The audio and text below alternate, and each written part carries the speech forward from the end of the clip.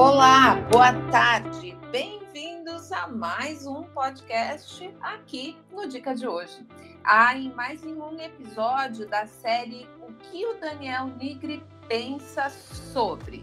E hoje vamos falar sobre duas empresas, o controlador, que é a Cosan, e a controlada, que é a Raizen. Na verdade, a Raizen é uma empresa onde a Cosan possui, então, 50% de participação e que fez a IPO há pouco tempo. Inclusive, tem um relatório sobre o IPO da Raizen aqui no Dica de hoje, escrito pelo nosso analista-chefe, pelo Daniel Nigri, explicando, então, para que a empresa queria fazer aquela captação, falando sobre um preço justo e todas as outras informações necessárias para que você possa, então, analisar de fato um case. A pergunta central que a gente vai fazer hoje para o nosso analista-chefe, para o meu chefe, para o Daniel Nigri, é basicamente a seguinte: qual seria o melhor investimento hoje, considerando o preço atual de cada uma delas? Mas antes, obviamente, vamos dar as boas-vindas, ao dono da casa, ao Daniel Nigri.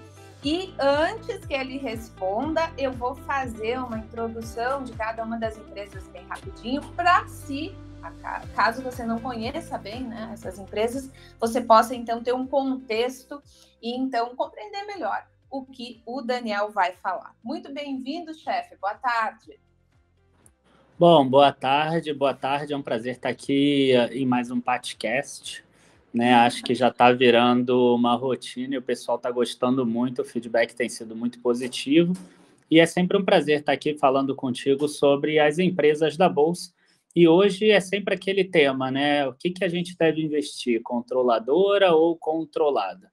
Normalmente as pessoas elas acabam pensando um pouco naquele desconto que a holding sempre acaba tendo em relação à controlada, mas eu acho que hoje a gente consegue ir até um pouco além, porque a Cosan ela não tem só a Raizen, ela tem alguns outros segmentos e que a gente vai falar mais para frente.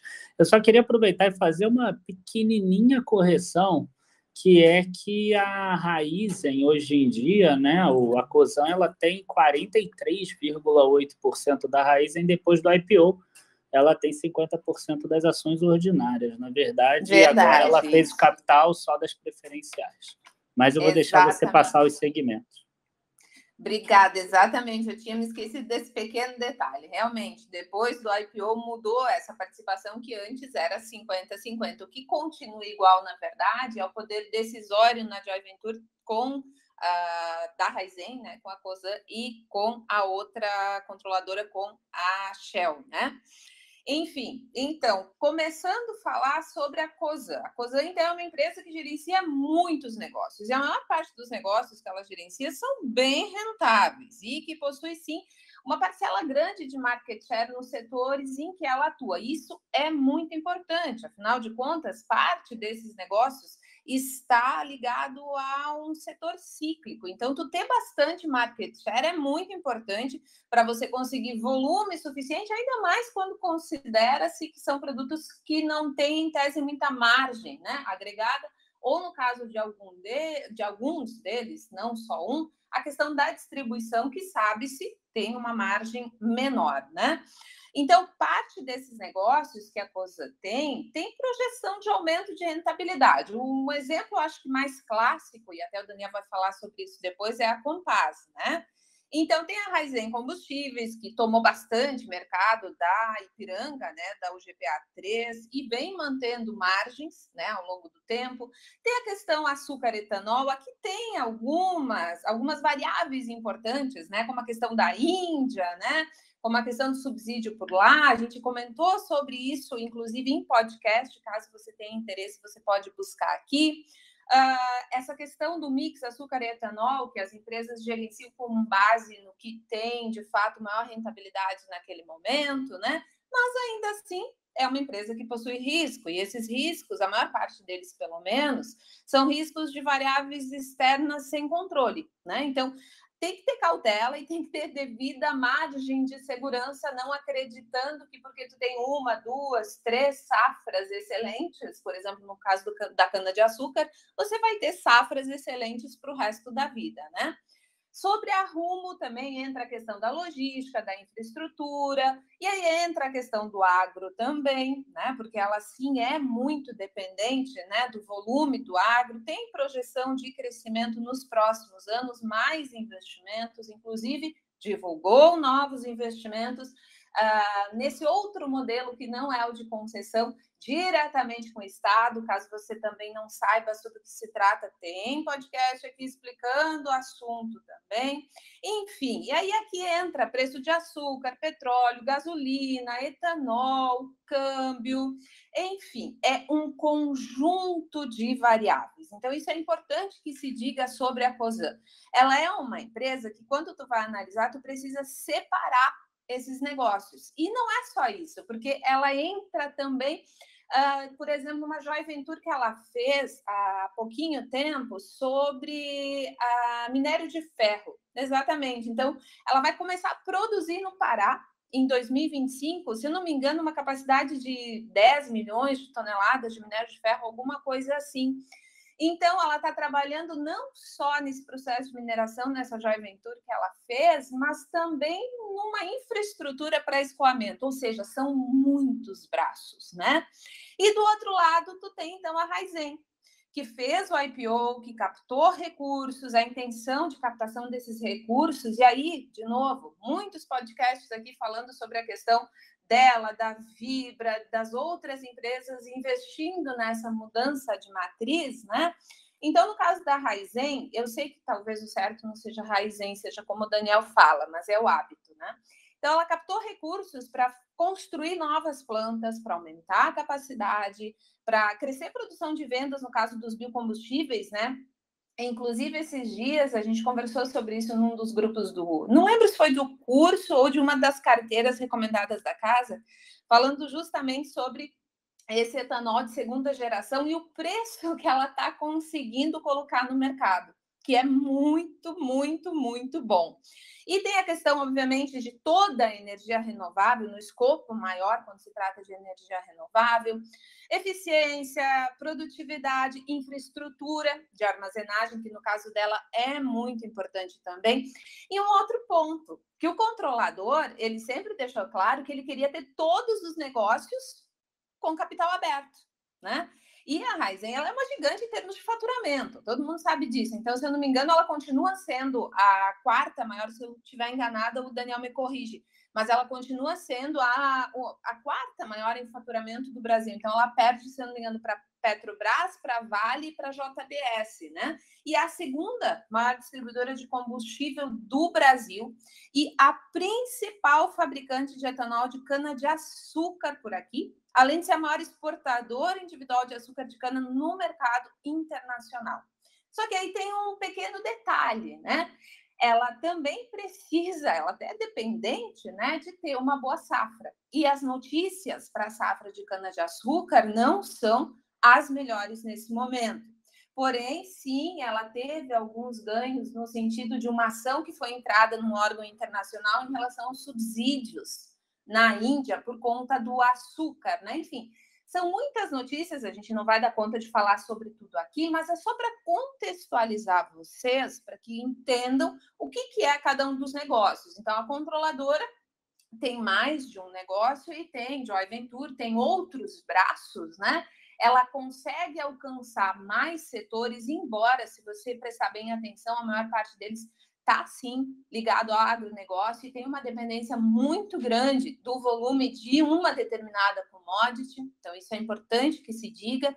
E, é claro, a gente precisa considerar também que, no caso da Raizen, esse valor captado vai servir para ela ampliar essa capacidade produtiva e, consequentemente, investir em mais tecnologia, estar mais preparada, né, para entrar nessa mudança de matriz, que é, sim, muito importante, que por mais que a gente não concorde em 100%, a gente sabe que está acontecendo. Não quer dizer que vai dar resultado amanhã, mas está acontecendo. E aí, usando esse contexto, e aí eu dou agora a palavra para o Daniel, para que ele primeiro responda se, considerando o que tu escreveste lá no material do IPO da Raizen, tu continua com aquela mesma impressão da empresa? Até porque hoje a cotação dela está mais baixa do que tu considerou o preço justo dela na época, né? Sim, bom, deixa eu tentar responder algumas coisas. Eu também falava Raizen, mas só que agora eles colocam, inclusive, um acento agudo, então eu me acostumei já a falar Raizen, porque fica claro com acento agudo que seria aí Raizen, e realmente a informação se é a quarta maior em faturamento, eu não tenho aqui, infelizmente. Agora, uma coisa que a gente se preocupou muito na época era em botar uma boa margem de segurança na época do IPO, porque a gente já imaginava que o mercado estava muito eufórico naquele momento e que é uma empresa, bem ou mal, que ela é cíclica, né? Ela depende da própria safra.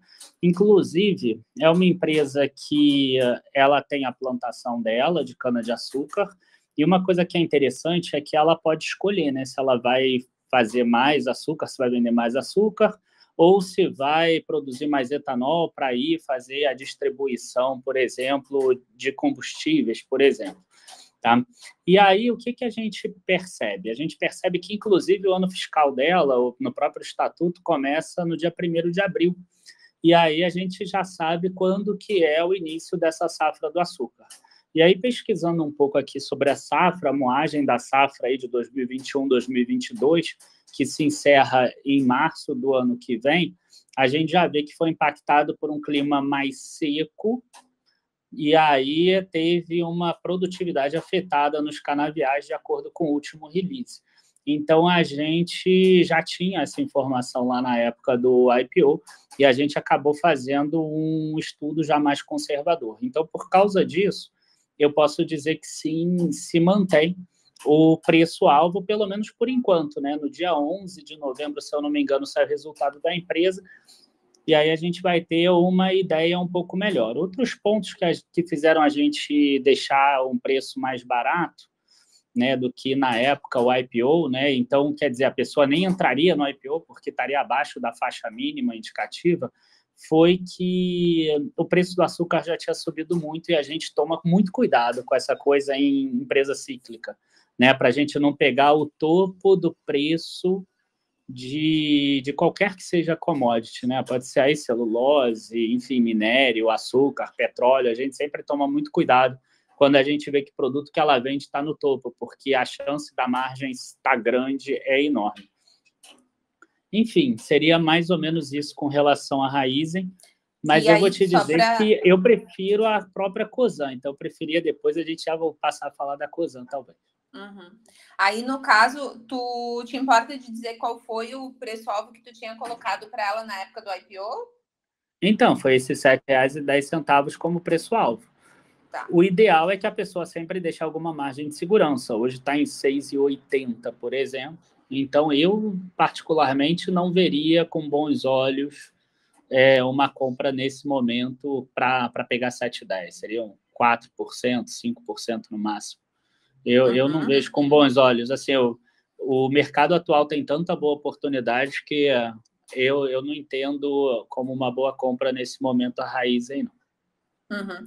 Até porque, e aí dando a minha opinião, em termos da operação da empresa, né, e não em termos de precificação do ativo, para deixar claro. Em termos de operação, eu vejo que tanto ela quanto a Vibra, elas estão investindo pesado e fazendo aquisições exatamente para quando iniciar uma demanda mais forte, né, dessa questão de combustíveis diversos, né, porque vai acontecer a partir do momento que as outras cadeias produtivas começarem, de fato, a fazer utilização, eu vejo que elas estão brigando bastante por mercado e a Ultrapar, de novo, está um pouco mais lenta, né? Ela está também abrindo mão de negócios que antes ela achava que era uma boa ideia e agora está também tentando fazer essas aquisições, entrando também na disputa junto com as duas primeiras do ranking, né? No caso, a Vibra e a Raizen, né? Raizen, enfim,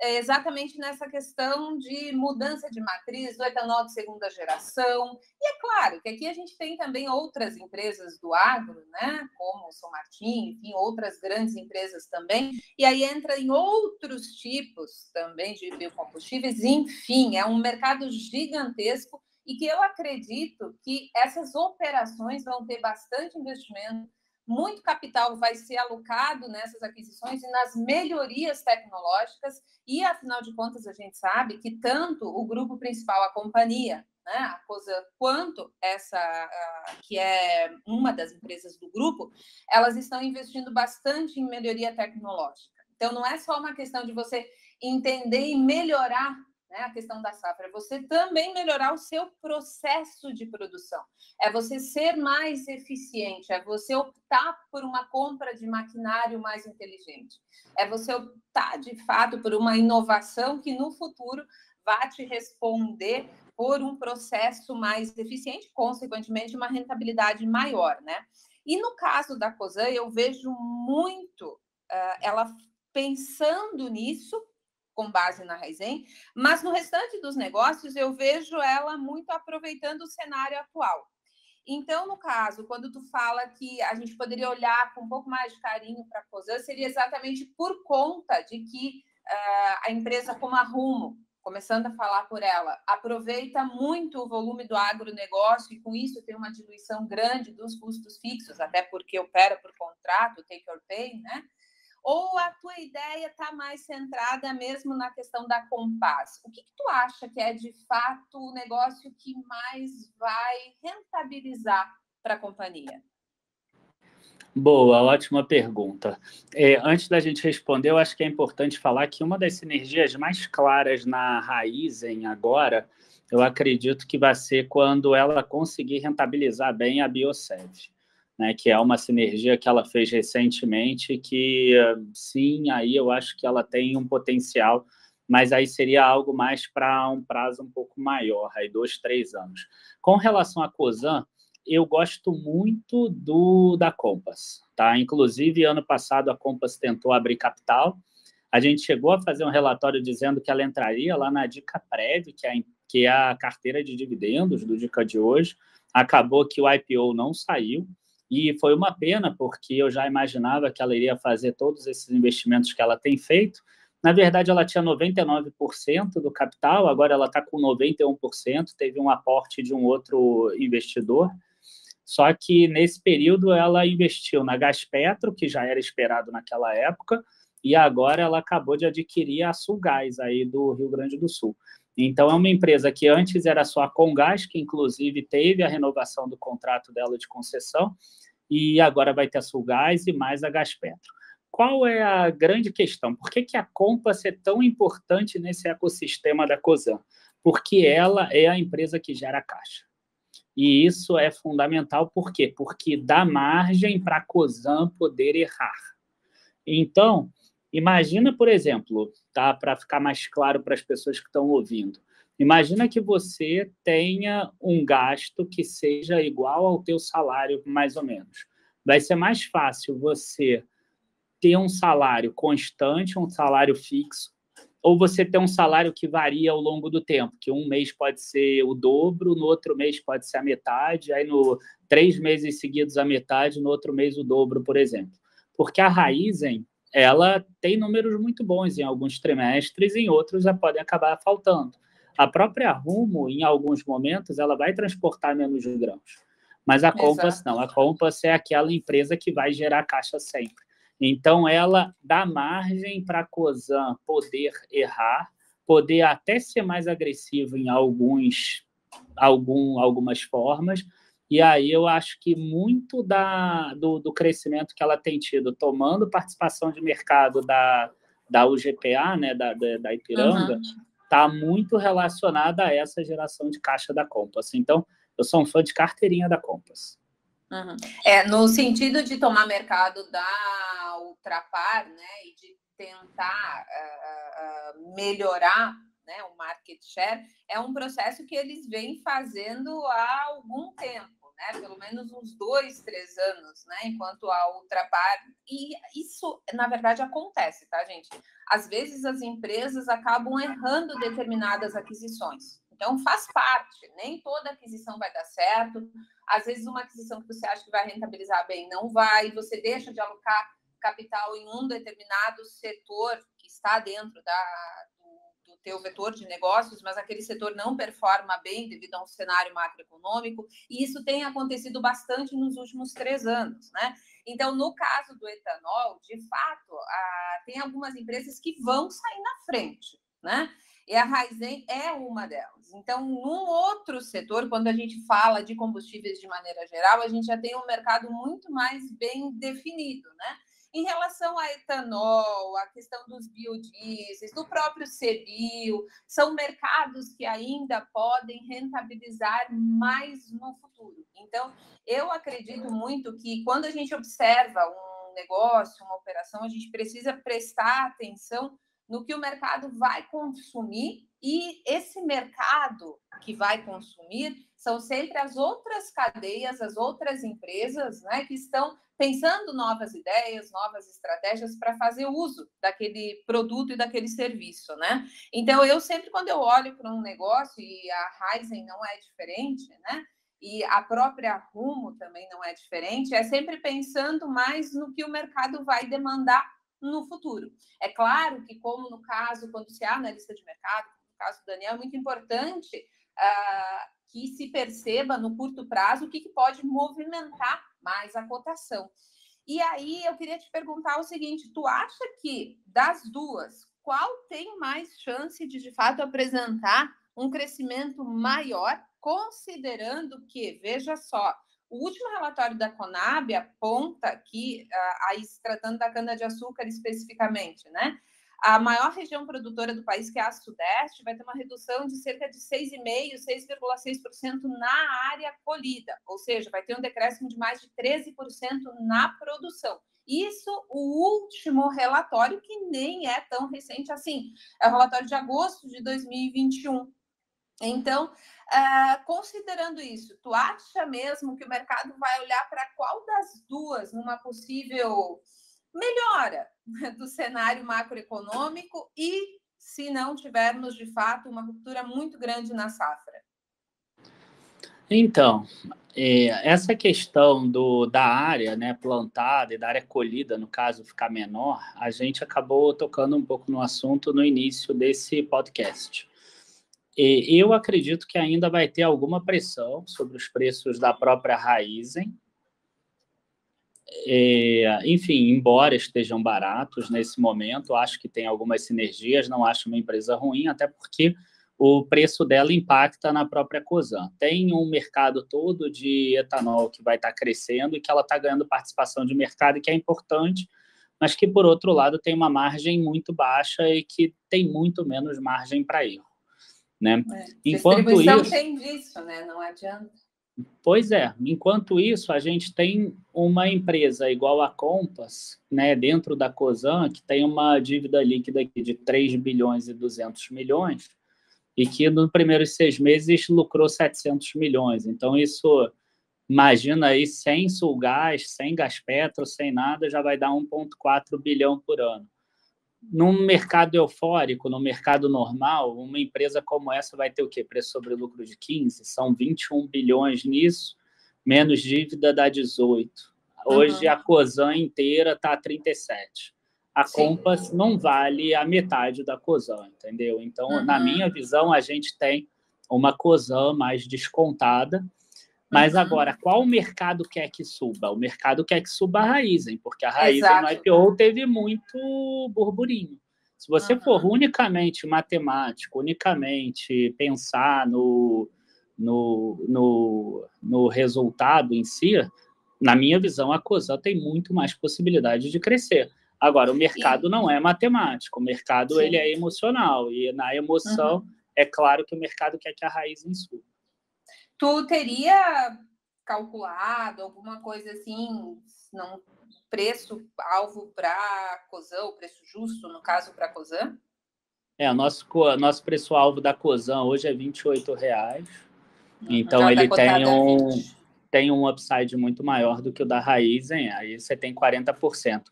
Se a gente parar para pensar e olhar um gráfico simples, você vai ver que a Cosan teve uma queda muito mais forte nesse período do que a própria Raízen, e isso me dá uma não é uma garantia, porque não existe garantia, mas me dá uma visão aí que o mercado possa reprecificar a Cosan, pelo menos aí para o nível de 23, 24, mesmo sabendo da dificuldade do cenário atual com juros mais altos. E essa questão dos juros mais altos é outra coisa que pode impactar a Raizen, né? A gente está falando de uma empresa que a dívida líquida consolidada fechou em 19 bilhões. Uhum. É uma empresa de projeto, simples, né? Também. É uma empresa de projeto e que, com juro mais alto, o projeto não pode dar errado, né? Porque custa cada vez mais caro. E tem outro ponto, não é só o projeto não dar errado na execução, mas sim ter uma demanda que justifique toda aquela aplicação de capital no final desse tempo, né? Então, é aquilo que eu sempre digo, quando vocês observam projetos, gente, vocês precisam ter consciência de que projeto leva tempo, tem etapas, não é só aplicação de recursos, é aplicação de expertise, é aplicação de tempo, é aplicação de como o cenário vai estar naquela fase do projeto. Então, por isso que é tão importante a gente entender como a empresa gera valor e compreender também se toda aquela alocação de capital que causa alavancagem financeira, de fato, tem uma projeção de rentabilidade plausível com o que o mercado apresenta. E, claro, o mercado muda, né? Em 2019, nós vivíamos praticamente na Suíça, né? Hoje, nós vivemos o fim do mundo. Quase na Argentina, né? Então, assim, a gente precisa ter muita calma, e aí eu aproveito para fazer aqui uma propaganda básica do que a gente escreveu hoje lá no De Olho na Gestão, que sai no site aberto aqui do Dica de hoje, falando justamente sobre aquelas questões básicas de renda variável, que por mais óbvias que elas sejam, eu aprendi ao longo do tempo que as coisas óbvias, elas fazem muita falta, e que a gente precisa, sim, falar coisas óbvias, porque nem sempre é óbvio para todo mundo, né? Para que as pessoas tenham calma, para que as pessoas pensem antes de agir, para que as pessoas não acreditem em tudo aquilo que elas leem e por aí vai, né? Mas então, trocando em miúdos, assim, a resposta do Daniel Nigri seria Cosan ao invés de Raizen, no caso de opção por uma compra hoje, né? Exato. Na verdade, eu estou muito focado em empresas que gerem mais caixa e que não estejam tão endividadas assim nesse momento. Eu tenho feito essa escolha. Claro que as duas aí você tem uma dívida grande, mas aí a Compass acaba ganhando. Claro que ela tem outras empresas aí dentro, como a Rumo, que a gente acabou falando pouco. A Moove também, que lá fora é... A Moove, que quem sabe daqui a 4, 5 anos não vai fazer uma abertura de capital, talvez até fora do Brasil. Eu vejo que pode acontecer isso, porque é engraçado, né? Porque com a joint venture da Cosan com a Shell, o lubrificante que é vendido no Brasil acaba sendo da Shell. Sim. Então, a Moove, como é que ela conseguiu o mercado? Indo para o exterior, né? E é muito interessante como a Cosan conseguiu isso. Porque não é uma coisa tão simples. Eles são bons de gestão. Né? Muita gente tem restrição, vou aproveitar para falar aqui, porque não é novidade nenhuma, né? Muita gente fala, porque o controlador X, de repente, não pensa no minoritário, então é difícil, é complicado entrar naquela empresa. Existe. É verdade. Né, tanto que a Raizen abriu só a ação preferencial. Isso. A gente não muda os fatos, a gente só interpreta, só analisa os fatos, na verdade. Uma outra pergunta, afinal de contas, o meu trabalho aqui não quer facilitar para ti, né? E se a opção fosse, digamos que eu não tenho nenhum dos dois ativos ainda em carteira e gostaria de colocar um deles, Raizen ou Rumo? Raizen ou Rumo? Aí você me pegou, eu não analiso a Rumo já há muito tempo. Não vou saber aqui te responder nesse momento. O que eu sei da Rumo aqui é que ela ganhou o projeto de extensão da Malha Norte, né? Ela assinou o contrato agora, recentemente. Tem podcast sobre isso, gente. Eu tenho um certo receio sempre de comprar a empresa quando o mercado está muito positivo em alguma coisa e o agro hoje está muito positivo. Eu acabei de abrir o gráfico aqui, eu vi que a Rumo caiu de 22 para 16, o que com certeza é uma entrada melhor do que lá atrás. Por isso que né? eu te Ou a perguntei, 26 porque ela lá atrás. mais do que a Raizen. Muita gente tem perguntado sobre ela, porque como ela fez... Mas eu realmente não tenho precificação dela nesse momento. E nesse caso que tu falaste de entrar em um setor que está muito aquecido, a gente poderia citar, inclusive, a própria Randon, que, aliás, conversamos sobre ela hoje, né? que Pois é. também segue nessa mesma linha. Está aquecido o mercado que absorve os produtos dela. Ela foi esperta no sentido de conseguir ampliar um mercado, né, de peças, né, para aquilo que não é novo, né, e que acabou colaborando, exatamente como aconteceu com a Movida, pelo fato da cadeia automobilística ter pausado, né, num determinado momento pela pandemia, e acabou tendo, então, os indicadores favorecidos. E aí, de novo, a gente falou sobre isso na semana passada, lembra, Daniel, como é importante as empresas diversificarem os setores nos quais os negócios estão inseridos, né? Exato. Não é só uma questão de posição geográfica, é uma questão de mercados também que são atendidos para que nas crises elas não sofram demais. Porém, é preciso cuidado também para não sair igual polvo, né? Adquirindo tudo quanto é coisa, como aconteceu lá depois de 2013, né? 2012, 2013, adquirido tudo, sem muito filtro, né? E acabar, então, depois tendo que fazer todo o empowerment, todo o desinvestimento, né? E a gente viu que muita empresa sofreu com isso também, né? Boa. Enfim, tu quer falar mais alguma coisa? Só que com relação a Randon é estranho, né? Porque, por exemplo, ela fez parte da carteira de cações, Sim. A gente recomendou venda dela, os resultados dela melhoraram e hoje ela vale menos do que quando a gente recomendou venda, por exemplo. Esse é que é o ponto que a gente precisa sempre tomar cuidado, porque às vezes o resultado ainda vai vir melhor, mas o mercado já precificou com tanta euforia um determinado crescimento que mesmo assim a ação cai. E com relação à Raízen, a gente esqueceu de falar também que ela tem algum impacto também da economia argentina, porque ela tem negócios lá na Argentina que acabam sendo mais difícil da gente precificar e saber o que vai acontecer lá. Então, acaba que a gente precisa colocar uma margem de segurança um pouco maior. Exatamente. E só para finalizar essa parte da Randon, inclusive o que eu e o Daniel conversamos hoje, foi justamente essa questão que, no meu ponto de vista, como uma pessoa da área da logística que conhece Operação Fabril, né, entendendo um pouquinho da importância da indústria 4.0 e da 5.0 que já vem aí, e das mudanças que nós temos, né, de toda essa movimentação em relação a uma busca muito constante, muito ardente por materiais e estruturas que favoreçam a diminuição do consumo de combustível, né, dos veículos, não os leves, aí falando mais mesmo dos pesados. Como isso pode ser uma grande avenida de crescimento. Mas lembrem que nós estamos falando de tecnologia, de mudança de plantas produtivas, de mudança de materiais, e tudo isso a gente sabe que leva um pouco de tempo para acontecer, né? Boa. Enfim, então, o Daniel Nigri acha, sim, a Cosan uma melhor compra do que a Raízen nesse momento atual, porque tem um upside maior devido, então, à quantidade de negócios e o tipo de empresa que ela é hoje.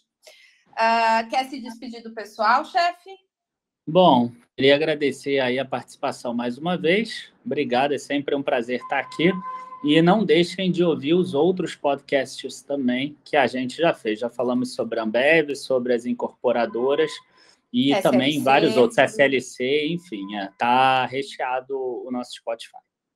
Obrigado, Obrigada, chefe. E para finalizar, eu quero deixar aqui dito, então, que você que é assinante do Dica de hoje, da carteira de Cações, todos os dias saem alguns podcasts lá. E agora, como não poderia ser diferente, época de resultado, então a gente sempre coloca lá o resultado das empresas, mas não falando só, a receita foi isso, EBITDA foi aquilo, lucro foi aquilo. Não, a gente tenta dar um contexto para vocês do que está acontecendo no cenário macro, né?